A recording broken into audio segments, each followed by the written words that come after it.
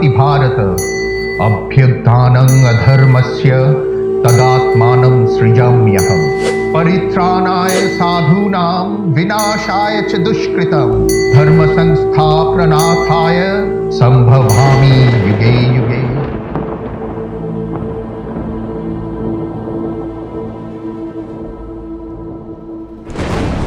महान हिंदू महाकाव्य महाभारत के भीतर प्रेम, त्याग और मुक्ति की एक कहानी है जो इसके पौराणिक पात्रों के जीवन के माध्यम से जटिल रूप से बुनी गई है। उनमें से बाबरूभान साहस और पुत्रवत कर्तव्य के प्रमाण के रूप में खड़ा है। उसकी कहानी उसकी सौतेली मां उलूपी के मार्गदर्शक हाथ से जुड़ी हुई है। आइए बाबरूभान की किंवदंतियों के माध्यम से इस आकर्षक यात्रा पर निकले।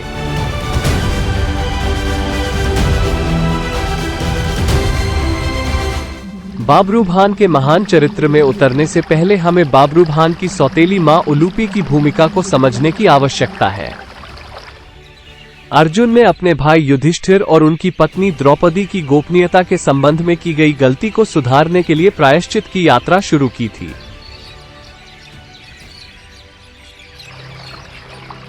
एक शांत शाम जैसे ही अर्जुन ने खुद को विशाल नदी गंगा के किनारे आराम करते हुए पाया,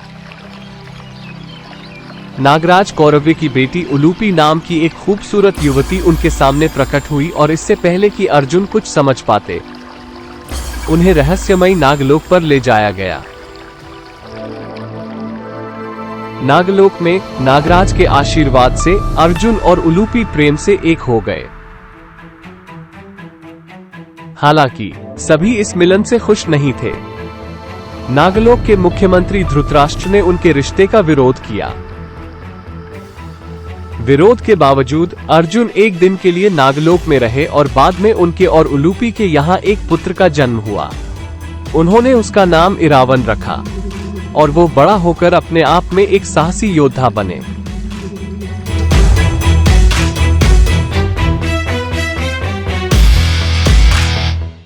हिंदू महाकाव्य महाभारत में तीसरे वीर पांडव अर्जुन और मणिपुर की राजकुमारी चित्रांगदा का पुत्र होने के नाते बाबरूभान एक महत्वपूर्ण व्यक्ति के रूप में उभरता है।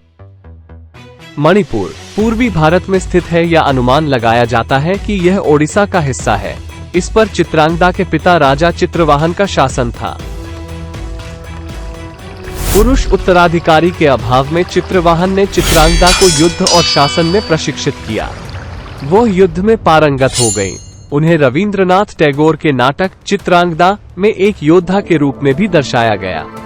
यह उसकी ईमानदारी और बहादुरी थी जिसने अर्जुन को मोहित कर लिया और वो उसके प्यार में पड़ गए। उनके मिलन से एक पुत्र बाबरूभान का जन्म हुआ। 3 साल बाद अर्जुन के चले जाने के बाद चित्रांगदा ने अकेले ही बब्रुहन का पालन पोषण किया, जिसे बाद में उसके दादा चित्रवाहन ने मणिपुर के उत्तराधिकारी के रूप में स्वीकार किया। इस प्रकार बाबरूभान अपने माता पिता दोनों से विरासत में मिली बहादुरी और वीरता को जारी रखते हुए राज्य पर शासन करने के लिए आगे बढ़ा।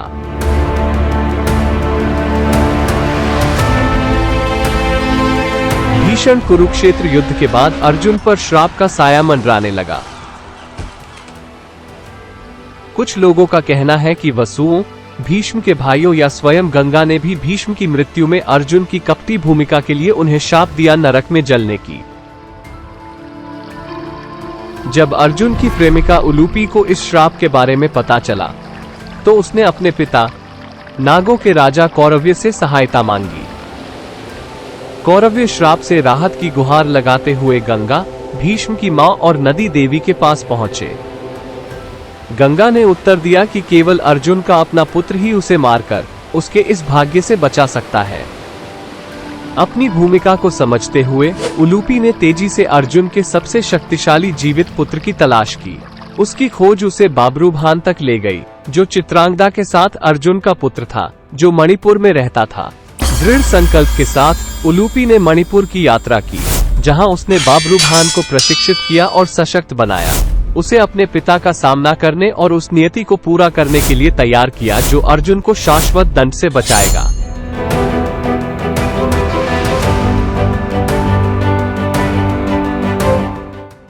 कौरवों के खिलाफ युद्ध की विजयी परिणति के बाद युधिष्ठिर हस्तिनापुर के सिंहासन पर बैठे।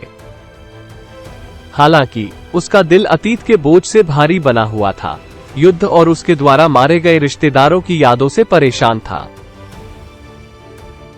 सांत्वना और मार्गदर्शन की तलाश में युधिष्ठिर ऋषियों की सलाह पर गए, जिन्होंने उन्हें अश्वमेध यज्ञ आयोजित करने की सलाह दी। इस पवित्र अनुष्ठान में राज्य भर में एक सजा हुआ अश्व भेजना शामिल था, और जहां भी वह निर्विरोध घूमता था, उस भूमि पर उस राजा द्वारा दावा किया जाता था जिसने उसे भेजा था। अर्जुन को घूमते हुए यज्ञ के घोड़े की सुरक्षा का काम सौंपा गया था। हालांकि जब घोड़ा मणिपुर में घुसा तो उसे बाबरूभान ने पकड़ लिया, जिससे परंपरा के अनुसार पांडवों के खिलाफ युद्ध का प्रतीक था। उलूपी द्वारा उकसाया गया, जो जानती थी कि केवल इस टकराव के माध्यम से ही अर्जुन को उसके शापित भाग्य से बचाया जा सकता है। बाबरूभान अपने ही पिता से युद्ध करने के लिए तैयार हो गया। वह इस संघर्ष के पीछे के गहरे उद्देश्य से अनजान था।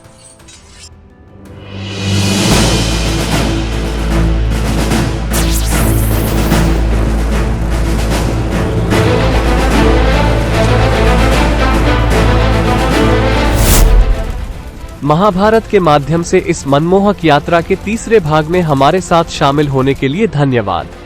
यदि आपको यह वीडियो मनमोहक लगा तो इसे लाइक, शेयर और हमारे चौथे भाग के नोटिफिकेशन के लिए सब्सक्राइब करना ना भूलें। अगली बार तक प्राचीन महाकाव्यों की गूंज आपकी यात्रा में आपका मार्गदर्शन करे। नमस्ते।